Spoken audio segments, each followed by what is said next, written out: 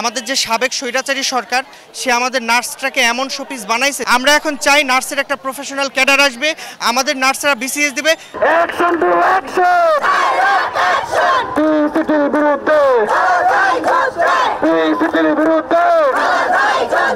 এই কর্মসূচিটা তো সমগ্র নার্সের, হ্যাঁ, এই নার্সের কর্মসূচি হওয়াতে আমরা সারা বাংলাদেশ থেকেই আমরা কর্মসূচি পালন করছি।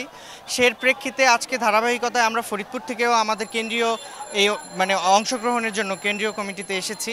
আমরা তাদের সাথে একাগ্রতা পোষণ করেছি। তো আমাদের যেটা যৌক্তিক বেশ কিছু দাবি অন্যরা সবাই বলেই দিয়েছে, তার মধ্যে আমি একটু কিছু অ্যাড করি।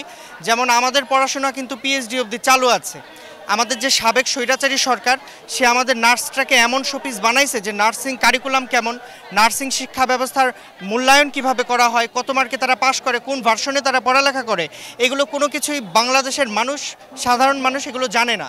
সো আমাদের প্রতিবাদের জায়গাটা হচ্ছে ওইখানে যে আমাদের যখন বিএসসি আছে, এমএসসি আছে, তারা যখন বিসিএস দেয়, তারা কেন জেনারেল ক্যাটাগরিতে বিসিএস দেয়? এমবিবিএস ডাক্তার তো স্বাস্থ্য ক্যাডারে বিসিএস দিচ্ছে।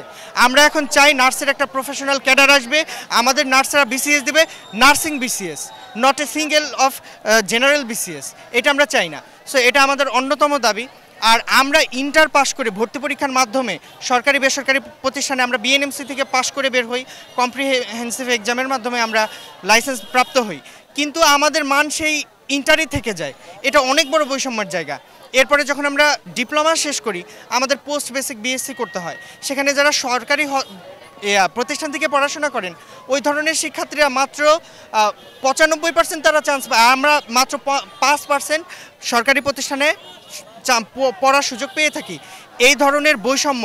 এরপরে যখন আমরা ভর্তি পরীক্ষা দিই সেখানে ছেলেদের কোটা মাত্র 10%, ছেলেদের জন্য সিট বরাদ্দ মাত্র 10%, মেয়েদের জন্য 90%। তাহলে এটা কি বৈষম্য নয়? আমরা চাই আমাদের এই যে যৌক্তিক দাবিগুলো আছে তার মধ্যে থার্ড টাইম তুলে দিতে হবে। আমাদের ইংলিশ ভার্সনের পড়াশোনা, এখানে মেধাবী ছাড়া যেখানে মানে মূর্খ মানুষের কোনো ঠাঁই নাই। সো আমাদের এই থার্ড টাইম বাতিল করে অবিলম্বে আমাদের ডিগ্রির মান আনতে হবে এবং আমাদের পড়াশোনার যে বিসিএসের প্রফেশনাল যে বিসিএস পদ এটা আমাদের আনতে হবে। এবং আমাদের নার্সিং যে বোর্ড আছে, নার্সিং কাউন্সিলে রেজিস্টার নার্স থেকে নার্সিং দিয়ে একদম রেজিস্টার থেকে সর্বনিম্ন পদ পর্যন্ত নার্সিং কর্মকর্তা কর্মচারী দিয়ে পরিচালিত হতে হবে।